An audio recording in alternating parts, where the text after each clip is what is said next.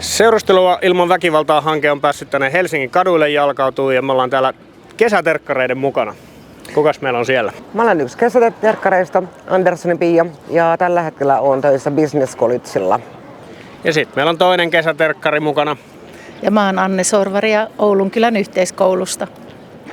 Millaisia ilmiöitä teidän työssä on tullut seurusteluun liittyen sieltä nuorten suunnalta? Nuorten suunnalta ehkä enemmänkin, no toki some, mikä on hyvin vahvassa nosteessa tai keskiössä nuorten elämässä, niin ehkä tämmöiset, että millainen on hyvä parisuhde somen mukaan, ja siellähän yleensä somessa, kun on tämmöistä hyvin Uber, kaikki on niin bling bling ja ihanaa kaikkea, niin että siinä saattaa herkästi tulla nuorelle, joka muutenkin hakee itsensä, että pärjäänkö ja onnistunko minä ja osaanko minä, ja sitten semmoista ihan kontrollointia sitten taas parisuhteessa, niin ehkä enemmänkin tulee sitten sillä, että kun aletaan olemaan yhdessä, niin tavallaan sitten toisen osapuolen tavallaan kaverit pikkuhiljaa niin kun häivytetään, häviää siitä niin, että tavallaan jos on eri kaveripiirit ollut, niin tavallaan ruvetaan olemaankin vaan toisen osapuolen kaveripiirissä. Että on tämmöistä ehkä dominointia, että no, ne sun kaverit nyt on ehkä vähän sieltä, anna niitten olla, että nämä mun kaverit on paljon parempia ja kivempiä. Niin, että tämmöinen ehkä semmoinen niin näkyvin kontrolloinnin, sosiaalisen kontrolloinnin piirre, mitä mä itse olen kohdannut sitten.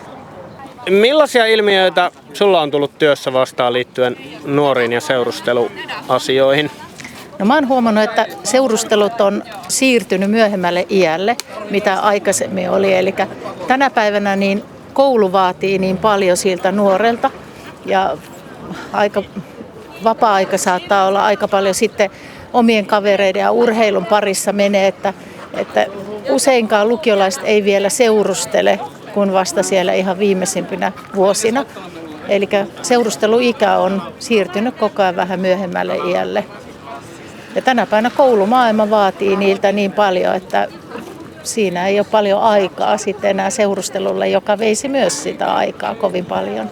Et kun aloitetaan seurustelemaan, niin usein ne omat kaverit voi jäädä vähemmälle ja sitten se ollaan niin kuin toisen seurustelukumppaneiden kavereiden kanssa pyöritään. Ja myös ne kaverit miettii sitä, että ei sillä ole koskaan enää meille aikaa, kun se on aina sitten sen seurustelukumppanin kanssa.